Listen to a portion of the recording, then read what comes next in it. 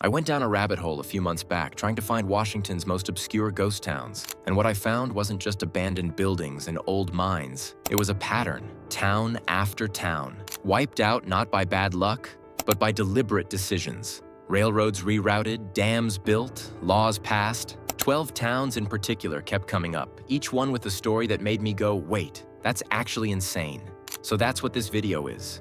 12 towns, 12 stories, and 0 natural causes. Before we move on, please take a moment to subscribe to the channel and like the video. Number 1, Govan. So first up, Govan, Lincoln County. And I want you to picture this: a schoolhouse still standing, a post office shell, grain elevators just sitting there. Nobody burned it down. Nobody bulldozed it. It looks like everyone just got up and walked out mid-sentence. Here's the thing though, they basically did. Govan was real wheat country in the early 1900s. People had farms, roots, neighbors. Then a string of violent, unsolved murders started happening. Nobody got charged. Nobody got caught. And that kind of thing doesn't just scare people. It makes them quietly start calculating whether staying is worth it. So neighbors left. Then the businesses lost their customers and closed. Then the railroad got rerouted and the grain trade died. The murders were never solved. The town never came back. Number 2, Bodie. And if you thought Govan was rough, Bodie somehow managed to disappear twice.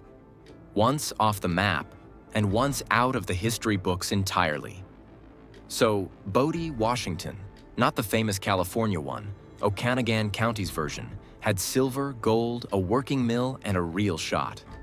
For a while, it actually looked like it might make it. But here's what nobody tells you. The mining slowing down wasn't even the killing blow. When the mill got relocated and shut down, that was it.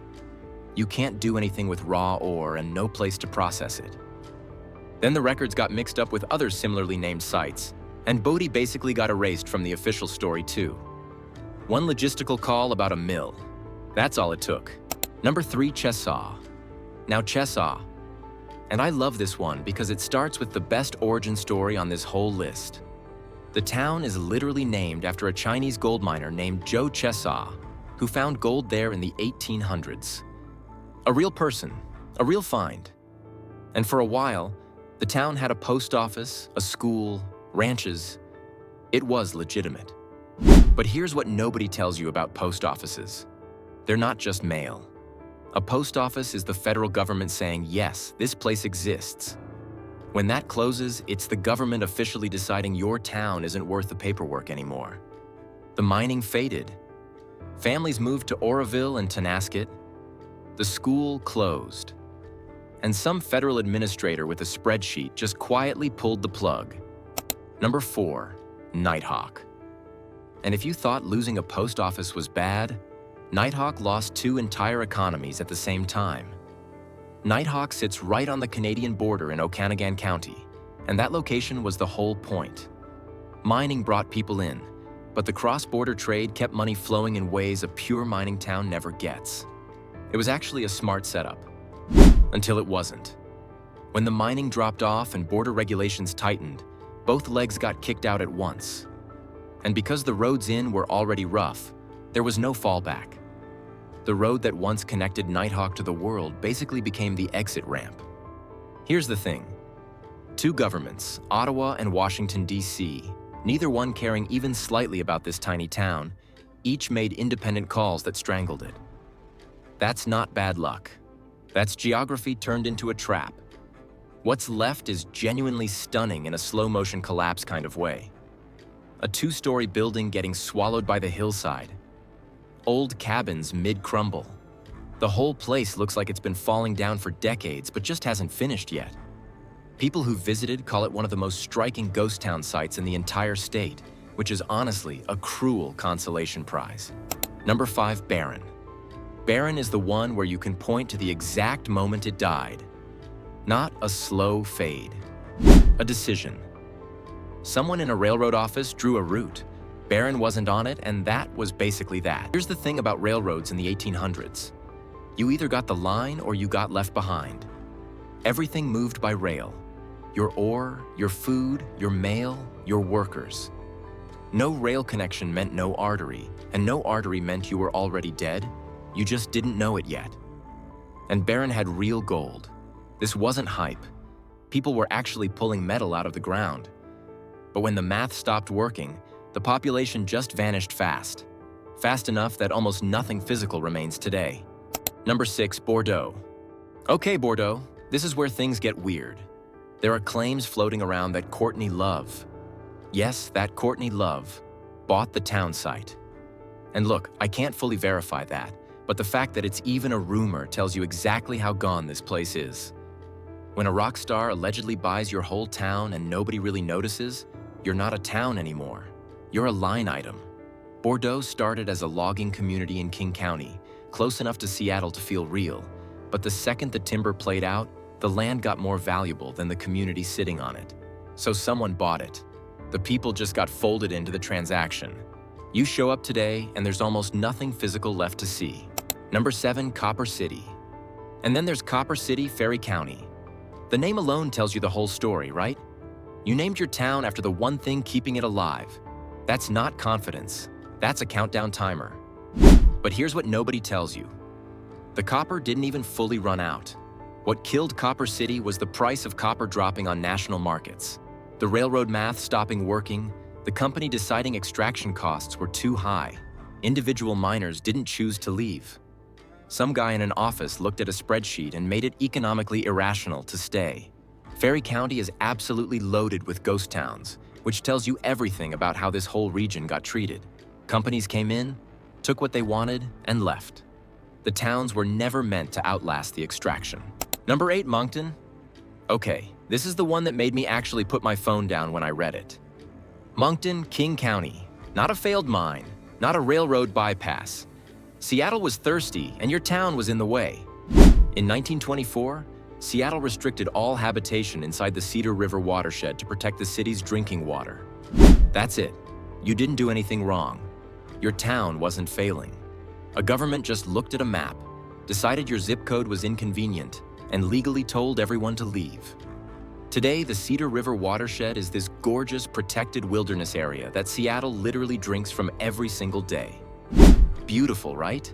But somewhere underneath all those hiking restrictions and watershed management zones is a town that got deleted so a city could have clean water. Seattle still drinks that water. Moncton is still gone.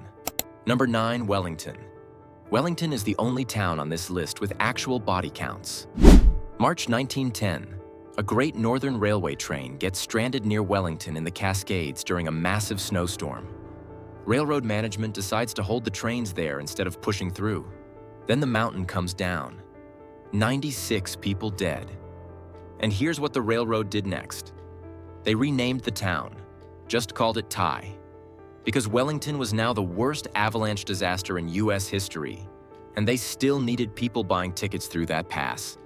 You can hike the Iron Goat Trail today and see the concrete snowsheds the railroad built after the disaster, which is basically a physical admission that the whole setup was indefensible.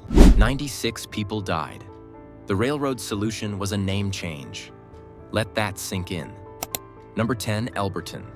And if Wellington got erased by a corporation, Elberton got erased by pure indifference. Elberton, Whitman County, was a real agricultural town on the Palouse River. Post office, businesses, people with actual roots there. Then bigger towns with better rail access started pulling the commercial activity away, and the Palouse River kept flooding the place on top of that. Not a dramatic wall of water, just recurring damage that made rebuilding feel pointless every single time. So the post office closed. Then the general store. Then the school merged with another district. Each one a small decision. Each one making the next exit easier to justify. What's left is a cemetery. People stopped maintaining the buildings way before they stopped tending the graves. Number 11, Molson. Molson, Okanogan County, is the overachiever of this entire list because it didn't just die once. It died, got rebuilt, died again, and then turned its own wreckage into a tourist attraction. You're not ready for this one.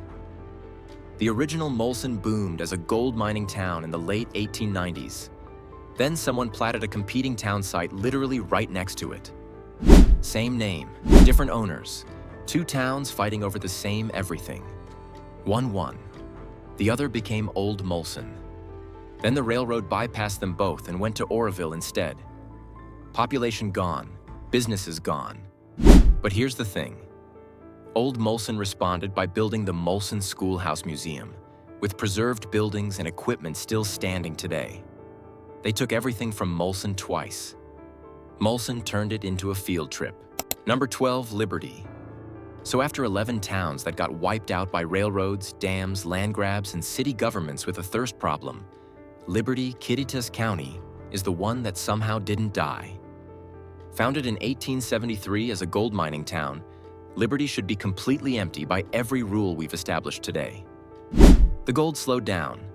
By 1990, the population was down to about 30 people. 30? That's not a town, that's a group chat. But here's the thing. No dam flooded it, no railroad starved it, no city decided it was a watershed liability. People still show up to pan for gold recreationally. Original buildings still stand. A handful of people still actually live there. Liberty didn't survive because it was stronger than the others. It survived because nobody powerful enough ever bothered to kill it. So here's the pattern. Railroads rerouted, dams built, water policies written, corporate name changes to bury disasters. None of these towns just faded. Every single one got pushed. And here's the uncomfortable part. Your town has a post office, a zip code, a school district. Those are the exact same things Moncton had, Chesaw had, Elberton had.